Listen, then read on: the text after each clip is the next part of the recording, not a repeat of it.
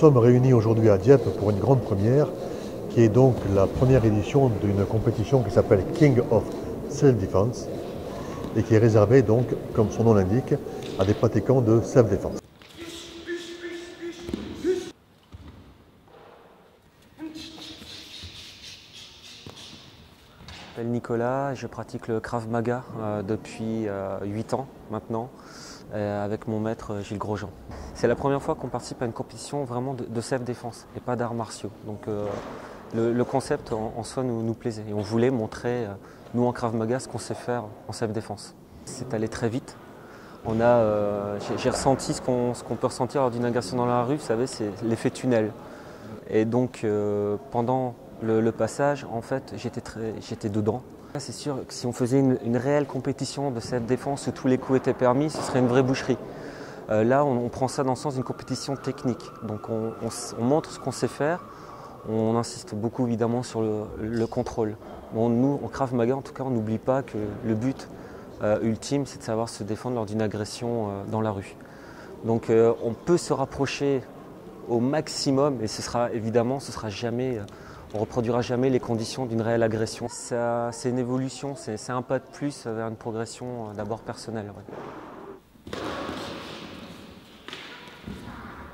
Donc bonjour, donc, je m'appelle Hugo, je suis pratiquant de Penchak Silat, deuxième dan AFR, donc je représente Frank Ropers dans la région Rhône-Alpes. Donc je pratique les arts martiaux depuis toujours et j'ai été passionné par le Penchak Silat par rapport à mon métier. Comme j'évolue dans le milieu de la sécurité, pour moi, du moment qu'on ne dénature pas l'art, c'est-à-dire qu'on ne demande pas de mettre des protections, qu'on n'interdit pas des coups de pied aux parties génitales, du moment qu'on conserve l'art dans lequel il est à l'origine, qu'on évalue sur de la technique, sur de la précision, de l'explosivité et de la vitesse, pour moi c'est ok, pour moi ça me convient. J'ai vu des trucs sympas, ouais. J'ai bien aimé les gars de l'American Kempo. J'ai trouvé qu'ils avaient des formes de corps, des décalages, des frappes qui ressemblent bien à ce qu'on fait, je trouve ça vachement bien. Et puis voilà. Je suis Guillaume Morel, l'auteur de Protégor, guide pratique de sécurité personnelle de self-défense et aussi l'auteur du blog protégor.net qui traite au quotidien des sujets de sécurité personnelle et de self-défense. Donc le King of Self-Défense, c'est une première édition. Pour moi, c'est un peu un prototype. On sait que la self-défense et la compétition, ça ne va pas toujours bien ensemble. Donc j'étais très curieux de voir ce que ça allait donner et je suis vraiment content, satisfait du résultat parce que c'est un moyen de se faire rencontrer des différents pratiquants de disciplines comme le Penchak Silat, le Pankido, le Krav Maga. On a aussi des karatékas qui sont venus. C'est vraiment très intéressant de voir la différence de principes techniques, de tactiques, et puis que tous ces pratiquants échangent entre eux. Je trouve que c'est très enrichissant. Et puis quelque part, ça fait la promotion de la self-défense et c'est aussi moi aussi mon rôle dans Protégor d'essayer de développer ce côté self-défense et qu'un maximum de personnes s'entraînent à la self-défense, quelle que soit la discipline finalement. Sur le King of Self-Défense, je suis juge.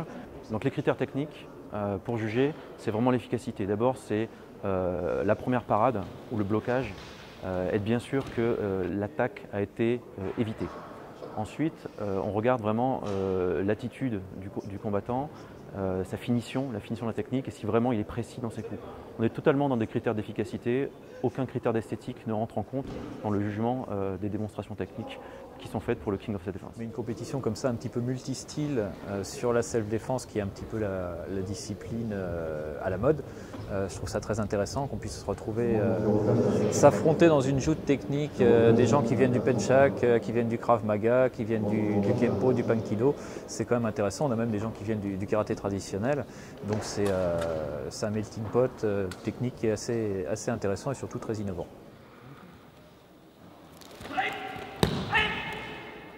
Je m'appelle Cyril, je suis karatéka depuis 25 ans en karaté Shotokan.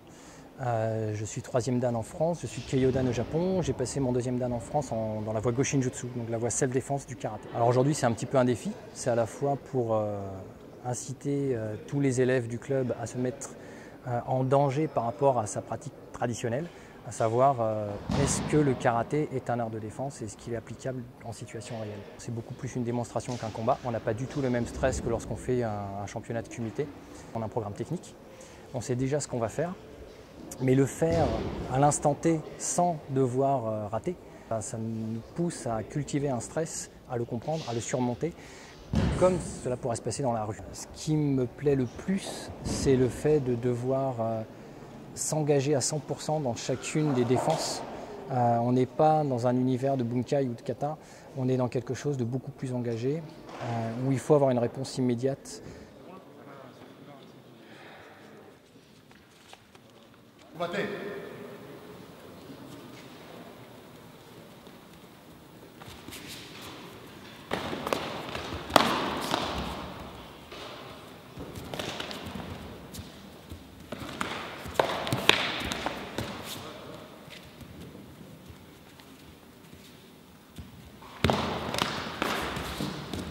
Là, le couteau.